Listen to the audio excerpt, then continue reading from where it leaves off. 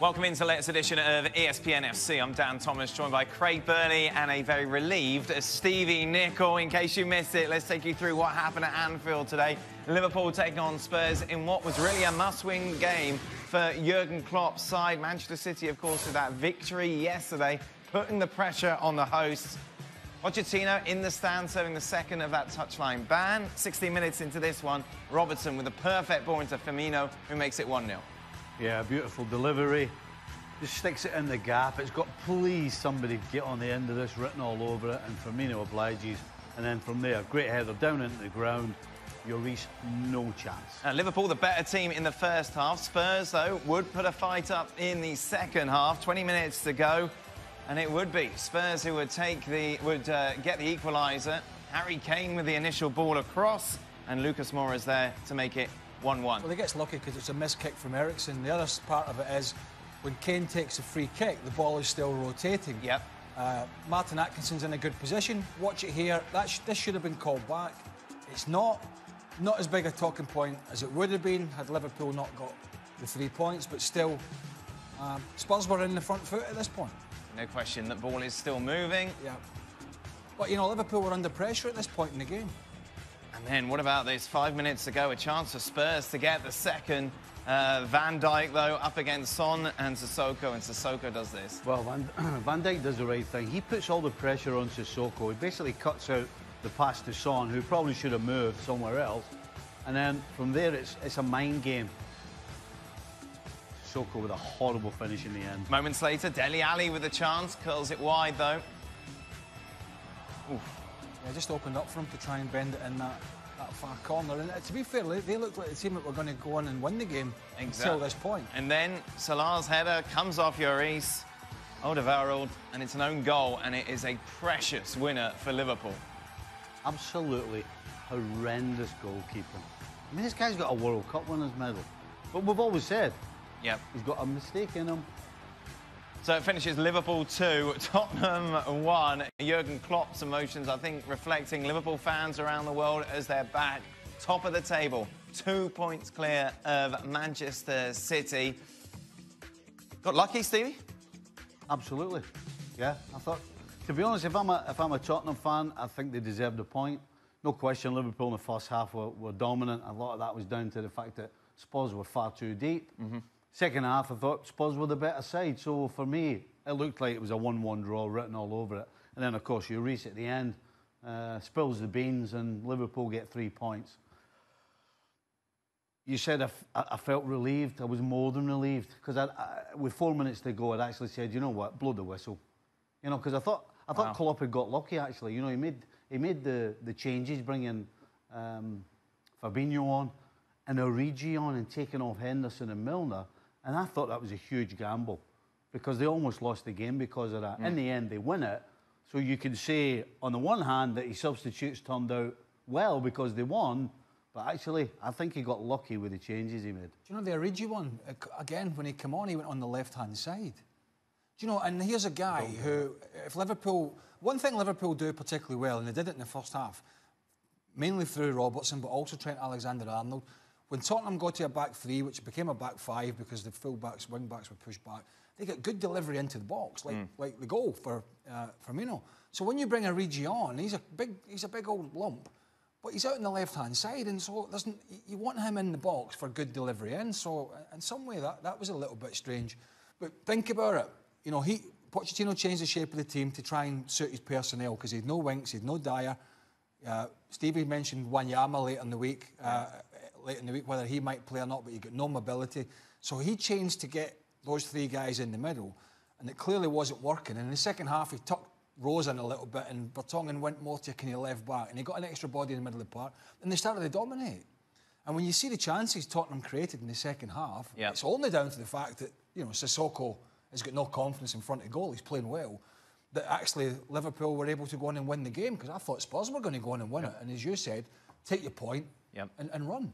We'll talk about the significance of this result for Spurs and their chase for the top four in a moment, but let's focus a little bit more on Liverpool, and in particular Mohamed Salah, who said there are so many players with the same number of goals as me, and they are having the best season of their life, and I'm supposed to be having a bad season. I suppose the problem is when you set the bar as high as he did last year, this was at exactly the same stage last year, 35 goals down to 20 this season. And it's interesting watching him, Steve, because obviously you watch him more intensely than you would because of what he achieved last year. He looks like almost a different player. Well, his head's gone, basically, is what we call it. And that means that he has no composure at any stage of the game whatsoever. And when you've lost your composure, you make mistakes both with your decisions and in your execution. And when you see this guy now try to have a shot at goal or try to make a pass, it just, everything goes wrong.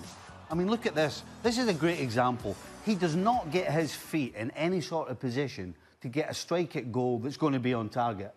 It's a complete and utter gamble. He's not sure what to do. He's completely lost his composure, as it says. He has a swing at it, is all he does, and it goes 10 yards over the bar. No, his head has gone. And he shouldn't say he's had a bad season, because he hasn't had a bad season. Right. He's a bad second part of the season. As good as he was in the first part of the season, he's been as bad in the second. If you'd said he scored the amount of goals he would last year, nobody would have believed it. If you'd have said he's got, I think, what, 20 in all comps now this year, you'd have said, all right, we'll take that. So his goal-scoring return is, for the position he plays, is actually very good. But there's no doubt he's not playing well. And when you start talking about what others are doing, then, as Stevie said, it's getting in your head, right? And when it starts getting in your head, it starts affecting your performances. It starts affecting how you train midweek, because you're thinking about it. Instead of just saying, we're top of the league. If he's asked a question, we're top of the league, part of a great team, and I'll be back amongst the goals, shortly or whatever. But it's not necessarily that side of the game that's letting him down. It's everything that's breaking down off him that wasn't breaking down off him last year. When he goes through now, the first thing in your head is he's not scoring. No, correct. I was praying he would pass the ball to Mane.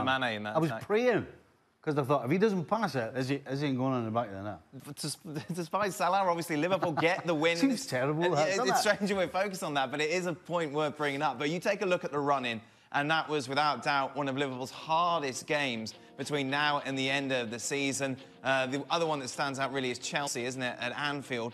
Are you all right, Stevie, despite the fact Liverpool, obviously, they weren't that convincing against Fulham when they got the win a couple of weeks ago, but with the rest of those fixtures, you couldn't ask, really, for a much better run-in, could you? No, you couldn't, other than the obvious Chelsea, but the worrying thing I have right now thinking about Liverpool is where the goals are going to come from. The way Liverpool is set up, Klopp's best three in the middle of the park are there to be workers, basically. They're not there to play fancy passes through defences and score goals. They're there to get the ball to the front three. And when you have a situation right now where you've basically got a front two, and that's Firmino and Mane, then Sane, then it's down to two players that you think are going to put the ball in the back of the net. And you look across to Manchester City, who have got an abundance of players who can put the ball in the back of the net. And I've always said that's the difference for me right now, why City will win it and Liverpool won't. And I think City are playing, I think I heard somebody say, at least 5 of these games are going to be played ahead of Liverpool. We've talked about that before. So played either the day before or 48 hours before.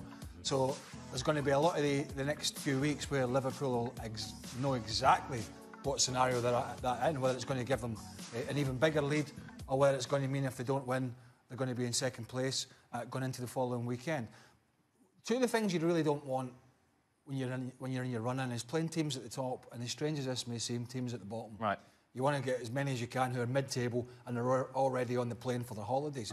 They've obviously got Chelsea, and then the other two, I think, certainly Cardiff City, who showed some fighting qualities today, and we'll get to them in a bit, is Southampton, who are fighting for their life, but look as if they're going to be okay, but no guarantees. And I think Newcastle are going to be okay, but I don't think there's any guarantees as yet. And of course, that's Rafa Benitez, who's the former Liverpool manager. So there's a few storylines in there where, and the reason for that is because when you're playing teams at the bottom, it's horrible down there, and they'll just scrap and fight. They're fighting for the career. Sure. Basically, they're fighting for the career, and that sometimes can be a problem for the bigger teams. As you mentioned, Cardiff very much fighting for their lives at the moment. They took on Chelsea.